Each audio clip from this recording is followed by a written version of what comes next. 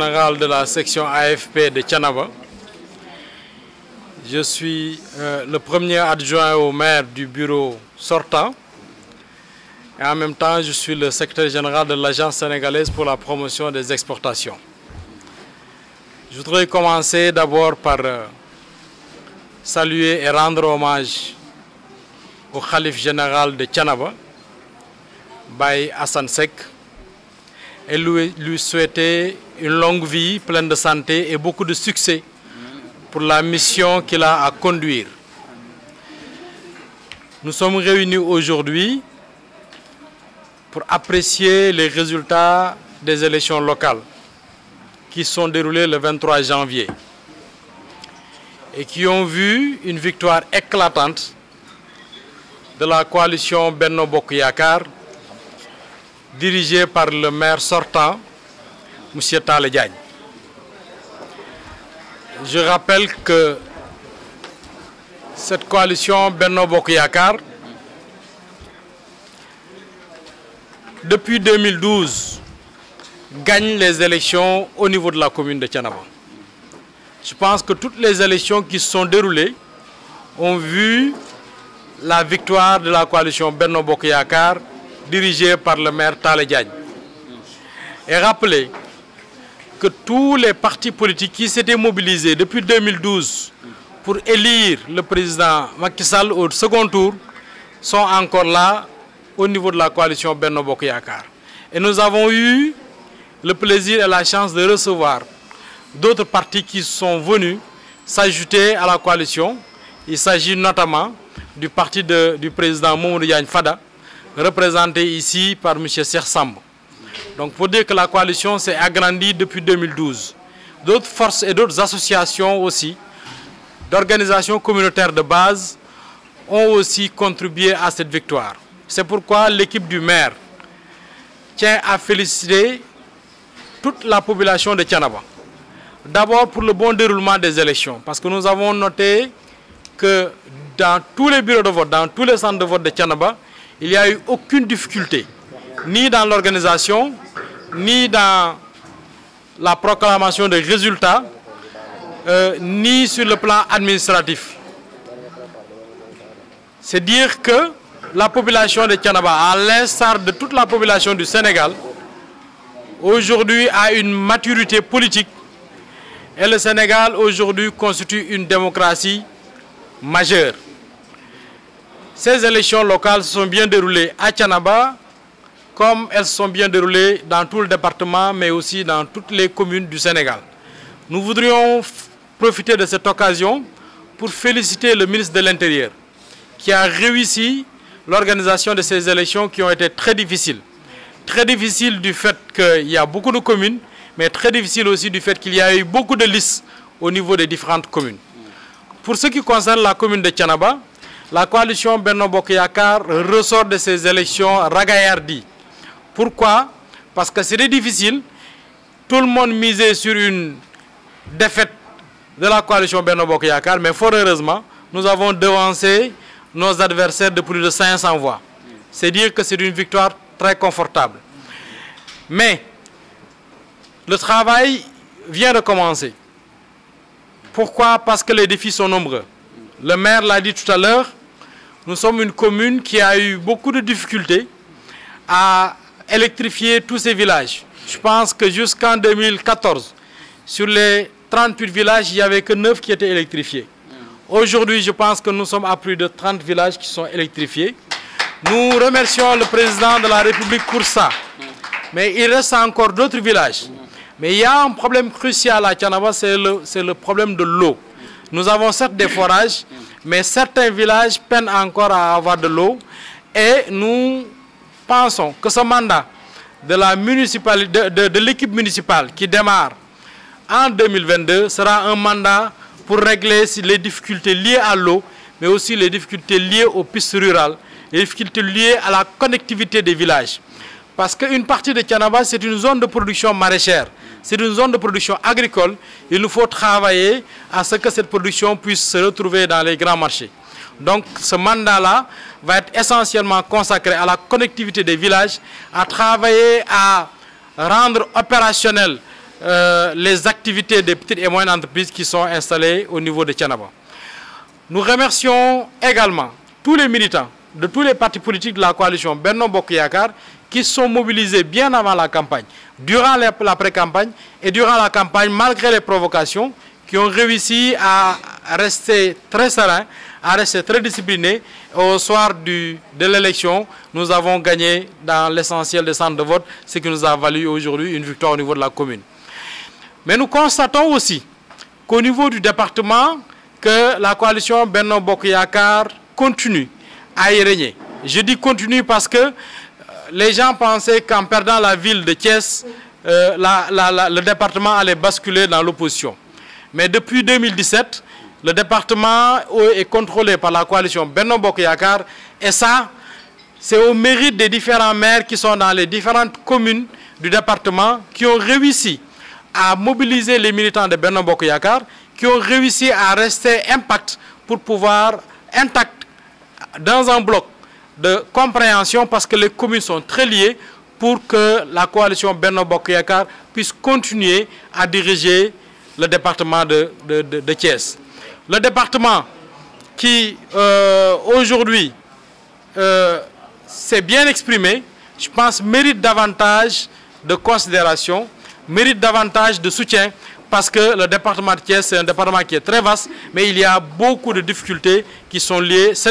Les difficultés ne se limitent pas à la commune de Thiénaba. Les difficultés, c'est dans plusieurs autres communes. Et aujourd'hui, nous avons vu le travail que les différentes communes ont fait pour que le département de Thiès reste Benno Bokk Yakaar. Donc nous félicitons aussi tous les camarades dans les communes qui se sont battus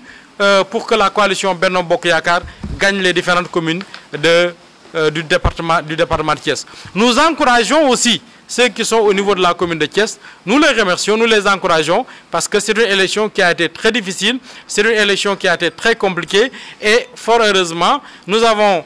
perdu la ville de Thiès, mais nous gardons le département sous le coude et nous continuons à travailler. Les élections législatives pointent à l'horizon. Nous continuerons à appeler les différents responsables à mobiliser davantage les militants pour que les élections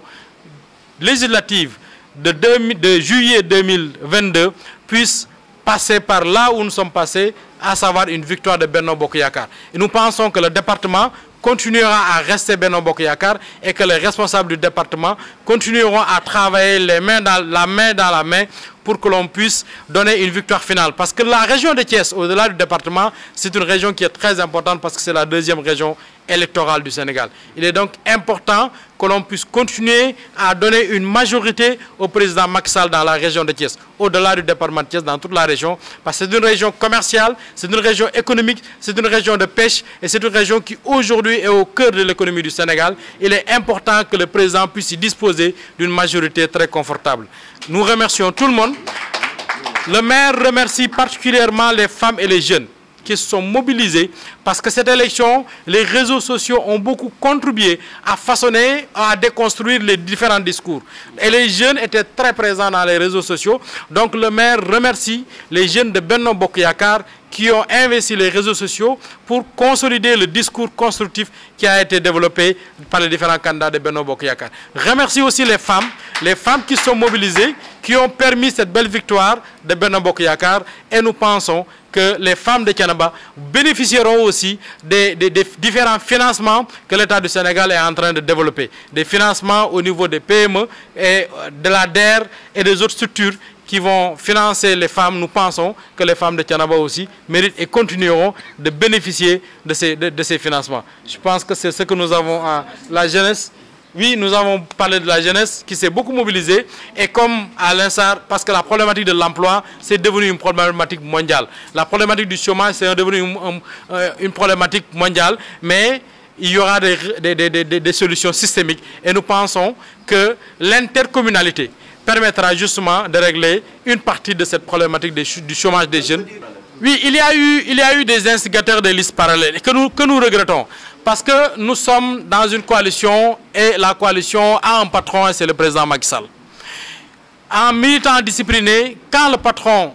donne une instruction, je pense que nous devons respecter ces instructions. Il y a eu des gens qui se sont sentis suffisamment forts pour sortir de la coalition Benno Bokk Yakaar. Malheureusement, ont été battus. Nous leur demandons de rejoindre les rangs et de respecter la discipline de la coalition. Parce qu'on ne peut pas être dans une coalition, avoir un président de la coalition qui donne des responsabilités, qui indique une orientation et que les gens veuillent défier le président de la République. Je pense que dans toutes les localités où certains camarades ont défié le président de la République, il y a eu de mauvais résultats. Parce que dans la coalition, il faut dire aussi que nous avons perdu certaines communes parce que tout simplement nous ne sommes pas allés ensemble. Et je suis certain que si nous étions allés ensemble partout et que nous avons fait le travail nécessaire, parce qu'il ne suffit pas tout simplement de dire que je suis dans la coalition Benno Bokk Yakaar, mais il faut travailler à une victoire de la coalition Benno Bokk Yakaar. Et je pense que les différentes listes parallèles ont permis à l'opposition de se positionner et de déconstruire le discours de Benno Bokk Yakaar et de déconstruire le discours du président de la République, qui est un discours engagé et axé autour des axes du plan Sénégal émergent. Et je pense que c'est ce que les maires ont décliné en programme simple au niveau des communes. Malheureusement, certains responsables n'ont pas compris cette orientation, ce qui a fait que nous avons perdu certaines communes. Mais heureusement pour nous à Thiénaba, malgré les dissidences, malgré d'autres voix qui sont levées, nous avons réussi à garder le noyau dur de Benno Bokk Yakaar qui vient de gagner les élections. Merci beaucoup. Assalamu alaikum wa rahmatullahi ta'ala wa barakatuhu. Ñoo ngi jiital ci nuyoo bi Baye Serigne Thiénaba Serigne Assane Seck xalifa général Thiénaba di ci teg njabootam gi yépp di nuyu population commune di Thiénaba di nuyu responsable yi nga xam ni ñoo nekk ci coalition Benno Bokk Yakaar di nuyu responsable yi nga xam ni ñoo nekk ci 38 villages yi ak 23 hameaux muy 61 villages bàyyiwuma kenn di nuyu ñi fi yeewoo mooy ñeenti nit sama commune li muy yaatu yaatu ñeenti nit ñoo fi yeewoo mooy góor jigéen mag ndaw defe naa matale na kon maa ngi nuyu ñëpp di sant yàlla bu baax nag ci teewaay bi nga xam moom lan teew tey aussi di jéggulu ci kàddu gi ni mu demee parce que fi ñu jógee dafa sori te li ñu yeneen diis moo tax ba léegi baat yi bàyyeegul mais tànk yi dafa lafañ mais ndigg yi sax day métti kooku nag il faut ñu jéggulu ko nit ñi ndax ku xaman monsieur le maire Talla Diagne ci kàddoom nga dégg ni muy waxaat nga xam ni xaw na noo dee te yaakaar naa ni fu ma dee rek sama éli yi yaakaar naa ni xaw nañ fa sonne di gërëm ñëpp ci li passé waaye di gërëm ñëpp ci li xew di dellu di nuyu président Macky Sall ak membre du gouvernement bi yëpp di wax ni ñi jëkk a jël kàddu am na lu nu wax kon sax jërul ma ci jaaraat mais il faut ma laal ci parce que nag mbir mi dafa metti mais dafa yàgg depuis 2012 ba fi nu koy waxee nii ñooñu ñuy wax ñoo defan benn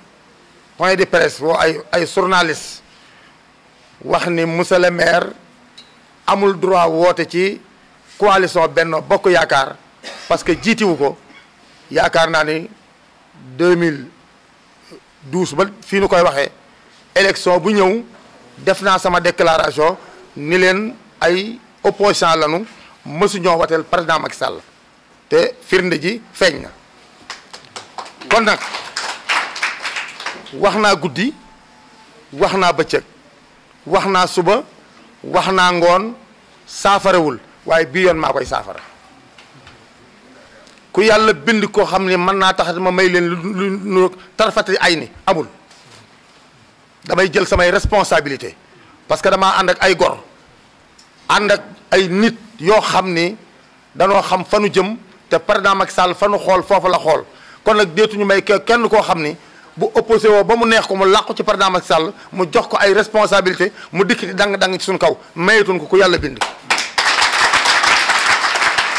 bu nu demee élection dan ma fiy jëlee maag ñi ma àndal waaye dama ni bi commune rurale amee ba fii nu koy waxee muy 1972 ba 2022 à part Mbaye Samb commune de Thiénaba man rek maa ci am deux mandats amu keneen amu ko loolu nag li doon xew ci ginnaaw loolu lan yaakaar ne loolu mooy continuer mais man sama liggéey ak ñi ma àndal ak sunu xarañte moo nu may parce que yéen journaliste war ngeen a miin ni ci ginnaaw waxat naa leen ni fekk fukki at ku ma fi mën a jëlee amu fi fekk 10 ans far yokk na dem na 12 ans fukki at laa doon wax mais dem na 12 ans parce que nekk naa fi 7 ans dinaa amaat mandat incha allah ba 5 ans muy 12 ans kon la ma waxoon am na man nag sama wax du bari parce que li ma war a wax lépp waxal nan ma ko la ca des nag sama fulla ak sama fayda moo koy àggale man du ma ànd ak ay nit ñu liggéey ba war a jariñu ñu koy jël di ko jox keneen mu di ko jariñoo du ma ko may ku yàlla bind président nag cër bu ñu ko war a jox jox nan ko ko lépp lu mu woote fekk nan ko fa lépp lu mu bëgg defal nan ko ko yaakaar naa ne élection yi nii mu mel ci commune yu Thiénaba néew na commune yu ni mel ci département Thiès et am na ku ko wax léegi ni conseil départemental dafa amoon candidat waaye ñuy wax président ni ko amul kenn ku jóg ci pour département bi ñëw fii campagne amul te ku ne xam na ni ñun li ñu jox ci ay moyens bokkul ak ñoom li ñu jox ci ay moyens dafa naa ne bu moyen dee bari commune lañ ko war a jox ki nga xam mooy tax nga gagné waaye nag mbir mi loomante na lool te yëg naa ni sax dugg na commune u Thiénaba mais bi muy ñëw yëguma ko bi muy dem ci xalifa bi àndul ak man opposition boo xam du ko wateel moom la àndal loolu nag erreur ëpp ko loolu nag Sénégal moom ñëpp a ko bokk président moo ko yilif waaye commune u Thiénaba moom ñun ñoo ko moom ku fiy duggati dina xam lu fay dugal cër bu fiy duggati dina xam kan cër boobu kan lañ koy jox parce que lim nu defal duñ ko xeeb parce que bàcc si sa ngi nii mu jox ko responsabilité Mbacké Diagne mu jox ko responsabilité mais su ma sañan tey ñii nga xam ne ñoo ànd ak man responsabilité yi nu war a am suñ ko aman mais élection bu jotee du ma sonn parce que même Daouda Diop borom xam-xam la bëgg Thiénaba mais bi muy ñëw pour jàppale ma mais dafa andi enveloppe ni ma monsieur le maire maa la ko jàppale mais loolu il faut ñu sant ko ci gërëm ko ci kon nag te ñun lu nu ciy def lu nu jaay ak lu nu am président am Macky Sall am ndam moo nu ko jaral waaye nag day am foo xam boo fa xasee àgg nag moom da ngay xool ndax ñun bu nu bëggee ndam dañuy gëm mais suñu xasee am ndam rek dañuy xool xam suñu tànk fan koy teg kon maa ngi ñaan président Macky Sall commune Thiénaba ak Serigne Thiénaba mi nga xam mooy sunu kilifa taxaw na ci élection yi taxawaay bu mat sëkk population commune Thiénaba taxaw nañ ci élection yi taxawaay bu mat sëkk kon maa ngi joggi ci loolu sant commune Thiénaba yépp maa ngi sant chef du village yi maa ngi sant imam yi maa ngi sant responsable yi mais di sant militants yi di sant góor ñi di sant jigéen ñi di sant mag ñi di sant ndaw yi parce que élection soo ci dee dem te àndoo ko jigéen àndoo ki ndaw mais man ngaa am ndam mais sa xel du dal man nag jigéen ñi dan maa dar ndaw yi dal ma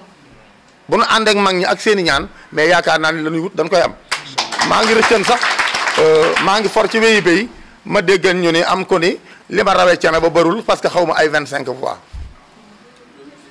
mais yaakaar naa loolu yëruwul maana ah 525 8 candidats ak yow muy 9 nga raba leen 500 et quelques voix defe naa du caaxaan ci koo xam nan dañuy jaar jàll mais jaar jàll yombul man gune may dëkk mais maga may daan gune moo may dëkk mais maga may daan te bu demaatan élection yi te ñun ñii ànd bëggaat dañuy gañewaat ñu jàppale nu te wala di góor boobu ñëw mais du yàq dara ci forage yi nag parce que nag fi mu toll Thiénaba tar na maa ngi wax gars yi léegi bi ma jigéen ñi wax ni ma ay ñetti fan ak yi ñeenti fan amuñu ndox laa leen ni boo demee jaar maa ngi ci ñetti weer yu sama robinet xolliwul ñetti weer mais am na loo xam ni mënuma ko ndax kilifa du dafa yenn yi waaye kon liberté wóor afuwaa teg fa mu nekk laa koy fekk parce que lu nu dal afuwaa teg moo nu ko teg te état moo nu boole ak moom mais la mu seen ci wan ci Afouatek amu ko kon dama bëgg état deltuwaat ginnaaw ci Afouatek mu delloo nañ suñu forage ñu boole ñoo xam mën nañ ko wala ñu bàyyiwaat ñun ñu saytu ko parce que ban koy saytu amuñu problème kon buñ ko dénkaanee am problème na état deltuwaat ginnaaw Afouatek nag ko fi jëlee Afouatek du Afouatek dafa ëff mu dem kon liberté wóor mooy maa ngi sant ñëpp maa ngi gërëm ñëpp salaamaaleykum kon nag loolu bu yóbbu président xam ko bu baax aussi kon maa ngi leen di sant bu baax di leen gërëm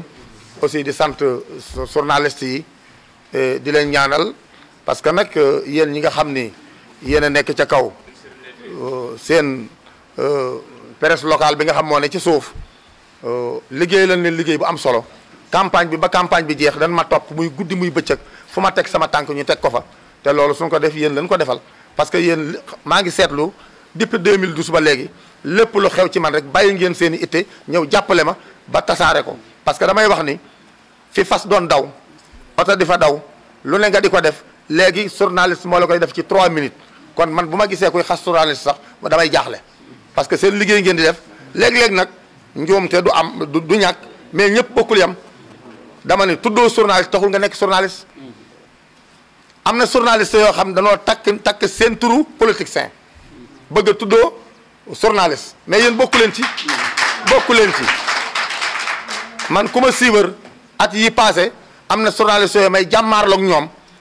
ñuy tuddoo journal mais duñ journal jàppale ma la politicien la leen jàppe parce que ren ñi ngi wan ci liste yi ñi ngi wan ci campagne bi ma yaru leen dóor ci suuf nan jàngaat métier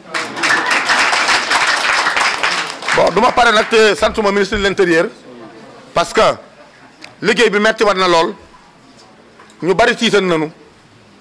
ñu wax ni sunu demee élection lu ne dina xew réew mi dina tàkk mais ñun ñi jàppan ni sunu defee élection dimanche lundi ñëpp xëy liggéeyi jàpp naa ni ñun am na ndam te loolu am na kon il faut ñu sant ko ci xariñam il faut ñu sant ko ci mission bi ko président Macky Sall dénk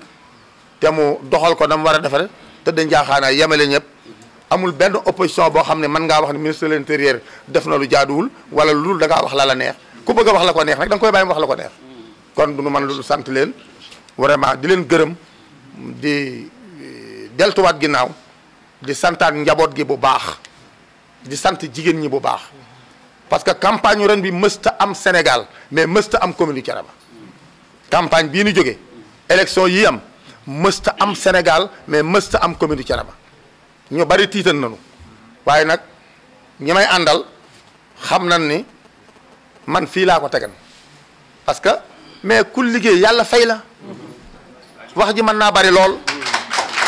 bu gaañi masaa wax affaire bi ni mu demee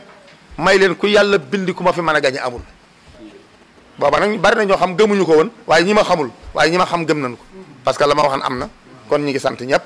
vraiment di gërëm ñëpp di ñaan yàlla daal yàlla na yàlla gën a dimbali